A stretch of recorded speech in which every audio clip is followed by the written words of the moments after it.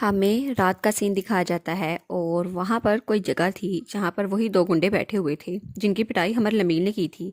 और वो दोनों बात करे थे, अगर उनको पता चल गया कि उनका काम हमसे नहीं हुआ तो क्या वो हमें जान से मारने की कोशिश नहीं करेंगे।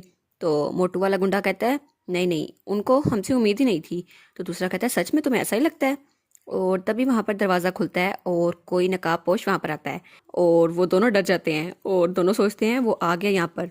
और वो बड़ा ही डरावना लग रहा था और उसके मास्क की वजह से उसका चेहरा नजर ही नहीं आ रहा था। तो वो बैठते हुए कहता है तो मुझे बताओ टारगेट का क्या हुआ। तो गैरन कहता है मुझे माफ़ कर देना, मैं फेल हो गया। तो वो कहता है अच्छा ठीक है तो चलो बैठ जाओ। तो वो दोनों डरते डरते बैठते हुए कहते हैं हाँ हाँ ठीक है। और वो कहता है अच्छा मुझे ये बताओ तुम दोनों फेल क्यों हुए। तो गैरन कहता है उसकी स्किल्स तो काफ़ी ज़्यादा अच्छी थी, जो इन्फॉर्मेशन आपने हमें प्रोवाइड की थी उससे भी ज़्यादा अच्छी, और ये और मैं उसके बराबर तो बिल्कुल भी नहीं थे। तो वो आदमी कहता है ठीक है मुझे और बताओ। तो गैरन सारी स्टोरी बताता है। वो कहता है जैसे कि आपने कहा था मैंने उसे धमकी दी कि यहाँ से चली जाए और कैपिटल में दोबारा ना आए, लेकिन जैसे ही मैंने अपनी तलवार निकाली वैसे ही हालात बदल गए। पहले तो वो नीचे झुकी और तब वो अचानक ही बदल गई और वो बिल्कुल एक वॉरियर लग रही थी और उसने मेरे हाथ से तलवार भी गिरा दी। और उसकी स्पीड और रिएक्शन ये तो मुझे समझ नहीं आया, और उसकी टेक्निक्स भी परफेक्ट थी। और उसने उसने तो मुझे ज़मीन पे गिरा दिया था और मैं तो बच ही नहीं पाया। और उसके बाद उसने हमारी बहुत ज़्यादा धुलाई की और मैं और ये आदमी हम तो उसका मुकाबला कर ही नहीं सकते थे। तो आखिर में अगर हम वहाँ से ना भागते तो हम मर जाते। तो वो कहता है अच्छा ठीक है, जैसे कि मैंने सोचा था, लेकिन मुझे लगा था वो लेजी हो चुकी होगी क्योंकि उसने अपनी ट्रेनिंग कंप्लीट नहीं की। और वो कहता है लेकिन यहाँ पर कुछ तो अजीब है। तो वो दोनों कहते हैं क्या इसको पता नहीं चल गया। तो वो कहते हैं नहीं नहीं कुछ भी हो ये फाल्स रूमर थी, वो तो बहुत ज़्यादा अच्छी है और टैलेंटेड है, उसको तो स्वॉर्डमैनशिप बहुत ज़्यादा अच्छी से आती है और लड़ाई भी बहुत अच्छे से करती है वो। तो वो आदमी उठते हुए कहता है ठीक है, तो ऐसे एक्ट करना जैसे ये सब कुछ कभी हुआ ही नहीं था। तो वो दोनों उसके सामने झुकते हुए कहते हैं ठीक है थैंक यू। और वो आदमी वो वहाँ से जा रहा था और तभी वो वहाँ पर रुकता है और कहता है तुम्हें पता है ना अगर तुमने मेरे बारे में किसी को बताया या ये इन्फॉर्मेशन कहीं पे लीक हुई तो क्या होगा। तो वो दोनों कहते हैं जी जी हम समझ गए। और उसके जाने के बाद वो कहते हैं ओह तो क्या वो चला गया। और तभी वो दरवाज़ा बंद होता है। तो वो दोनों कहते हैं हमें लगता तो है वो चला गया। और गैरन कहता है क्या वो नहाता नहीं है। तो वो दूसरा कहता है हाँ हाँ उसकी स्मेल कितनी ज़रा अजीब थी, और ऐसी स्मेल तो किसी इंसान से आ ही नहीं सकती, और इसकी स्मेल कितनी ज़रा अजीब थी। तो गैरन कहता है चलो उसका पीछा करते हैं। और वो दोनों चुपके से उसके पीछे जा रहे थे और वो बाहर की तरफ जा रहा था बाजार की तरफ, और वो दोनों छुपकर उस पर नज़र रख रहे थे। और तभी उसके सामने एक और आदमी आता है जिसने मास्क पहना हुआ था। तो गैरन कहता है ये कौन है। तो उसका साथी कहता है ऐसा लगता है ये दोनों सेम ग्रुप में हैं, चलो इनका पीछा करते हैं। और वहां से एक आदमी गुजरा था, वो कहता है ये दोनों मजाक तो नहीं कर रहे, ये तो साफ नजर आ रहे हैं। तो तब गैरन और उसका साथी उनका पीछा करते हैं और गैरन कहता है चलो चलते हैं। और तब वो एक दरवाजे के बाहर पहुंचते हैं और वो कहते हैं वो लोग इसी रूम में गए थे है ना, लेकिन अब हम क्या करें। तब गैरन अपनी जेब से एक टूल निकालता है और वो टूल दरवाजे के साथ लगाकर उनकी बातें सुनने की कोशिश करता है। और वो कहता है ये एक आर्टिफैक्ट है, इसकी वजह से दूसरी तरफ की आवाज़ सुन सकते हैं।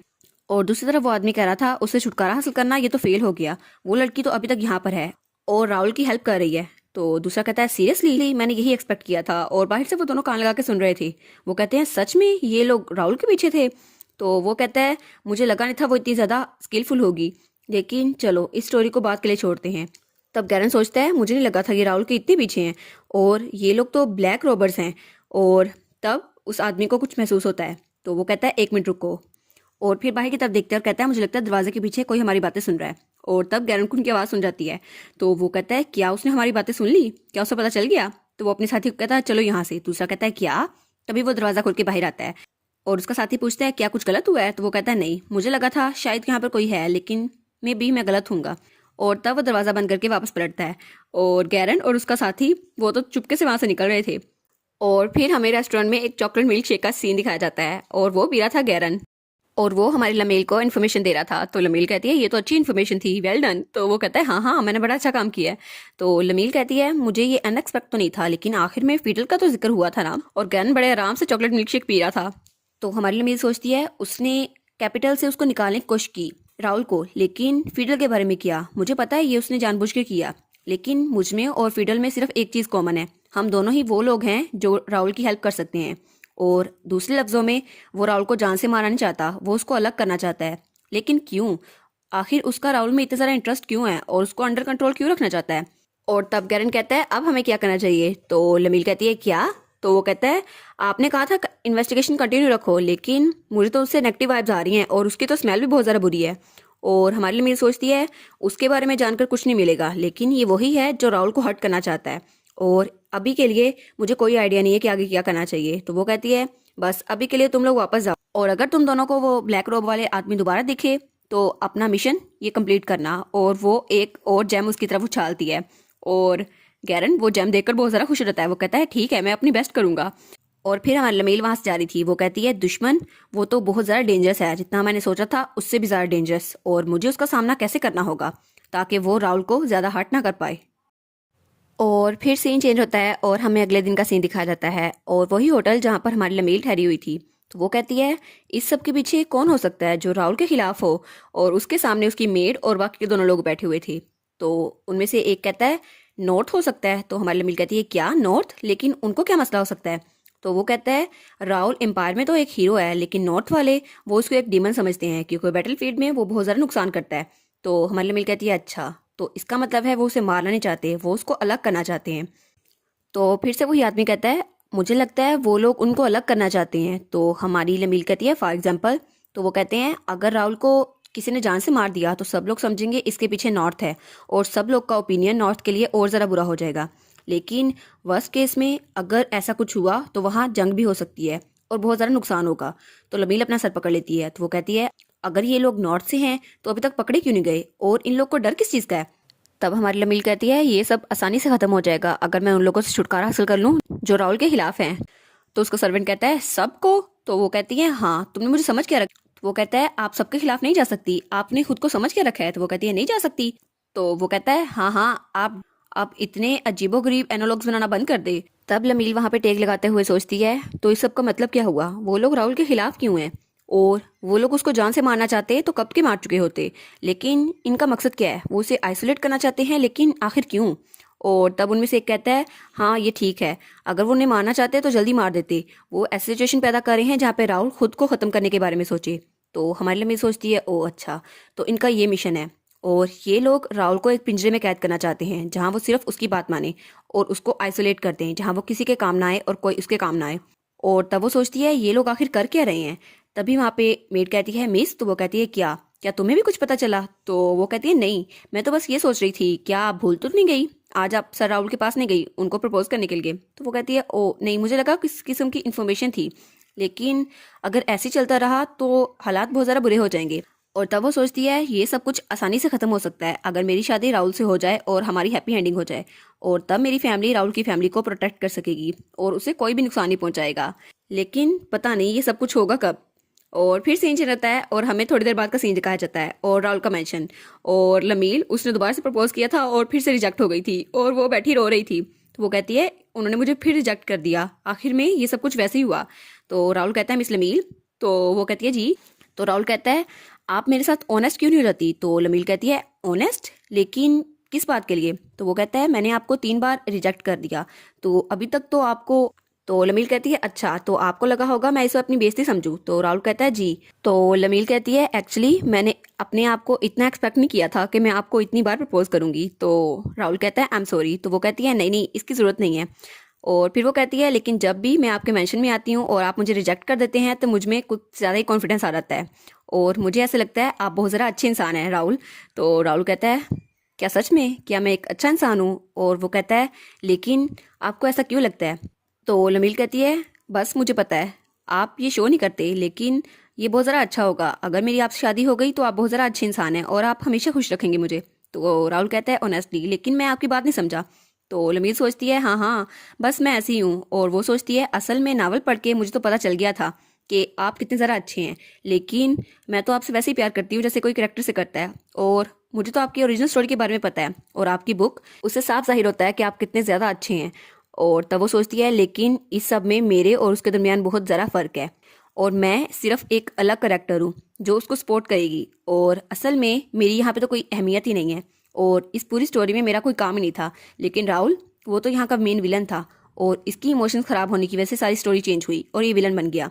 और वो सोचती है लेकिन अगर ये सब कुछ ख़राब हो गया और वो सच में विलन बन गया तो मैं क्या कर पाऊंगी। तो वो खड़ी होती है और कहती है मैं एमी से मिलने जा रही हूँ, क्या मैं जा सकती हूँ। तो राहुल कहता है हाँ ऑफ कोर्स, वो 2nd फ्लोर पर है।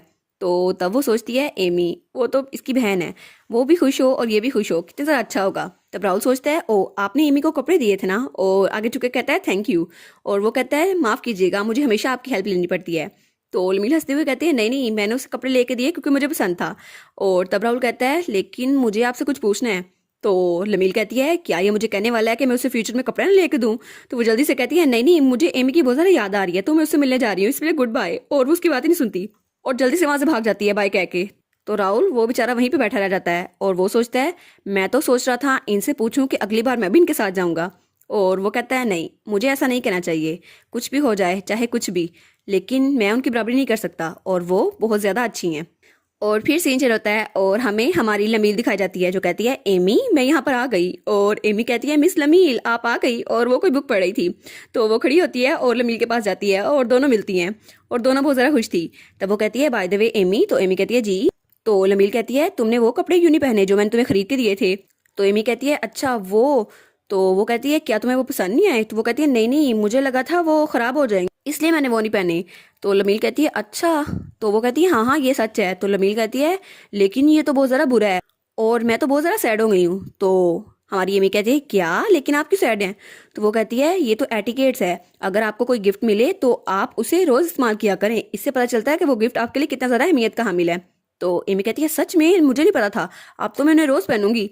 तो हमारी लमील कहती है अच्छा एमी क्या तुम स्टडी कर रही थी। तो हमारी एमी कहती है हाँ मुझे मैथ बहुत ज़्यादा पसंद है, और उसके सामने बुक पड़ी थी जिसमें मैथ के क्वेश्चन थे। और वो सोचती है मुझे नहीं पता था कि इसके बारे में इसको इतना जानने का शौक है। तो एमी कहती है मैं तो मैथ पढ़ रही थी। तो हमारी लमील कहती है अच्छा क्या तुम्हें राहुल ने ये सिखाई। तो वो कहती है हाँ हाँ मुझे भाई ने और बैरन डेलास ने ये सिखाई थी। तो हमारी हीरोइन सोचती है बैरन डेलास, लेकिन ये कौन है। तो एमी कहती है आप उन्हें जानती है। तो वो कहती है नहीं मुझे तो नहीं याद आ रहा। और वो सोचती है ये नाम तो सुना सुना लग रहा है, लेकिन आखिर ये था कौन, और बुक में इसका करेक्टर बहुत ज़्यादा अहम था लेकिन मुझे ये याद क्यों नहीं आ रहा। और अपना सर पकड़ के कहती है डेफिनेटली ये नावल में था, लेकिन पता नहीं मुझे इसका करेक्टर याद क्यों नहीं आ रहा, क्या वो राहुल का दोस्त था या फिर उसका दुश्मन। तब हमारी लमेल एमी के पास खड़ी यही सोच रही थी मुझे वो करेक्टर याद क्यों नहीं आ रहा, आखिर मुझे क्या करना चाहिए। और तब वो एमी के देख के सोचती है क्या मैं एमी से पूछूं, लेकिन अगर मैं पूछूंगी तो वो मुझे बता देगी। तो वो कहती है क्या बैरन डलास यहाँ पर अक्सर आते हैं। तो एमी कहती है हाँ लेकिन इस महीने वो कम ही आए हैं। तब एमी कहती है मुझे लगता है शायद वो अपने स्टोर के साथ बिजी होंगे। तो हमारी हीरोइन सोचती है ओ हाँ, लेकिन अगर ये स्टोर के बारे में है तो ज़रूर वो कोई ताजिर होगा, और वो सोचती है उसके पास तो बहुत ज़रा माल होगा और बहुत ज़रा अमीर होगा, लेकिन इस सब के बावजूद मुझे उसका करेक्टर याद क्यों नहीं आ रहा आखिर, और मुझे चेक करना होगा कि वो राहुल का दुश्मन है या फिर दोस्त। तब वो कहती है एमी क्या तुम्हें पता है बैरन डलास का स्टोर कहाँ पर है। तो एमी हाँ में सर हिलाते हुए कहती है हाँ हाँ मैं आपको मैप पे मार्क कर देती हूँ। और मैप पे वो तो वैसे ही मार्क करती है जैसे हम बचपन में एक दूसरे को अपने घर का पता बताते थे।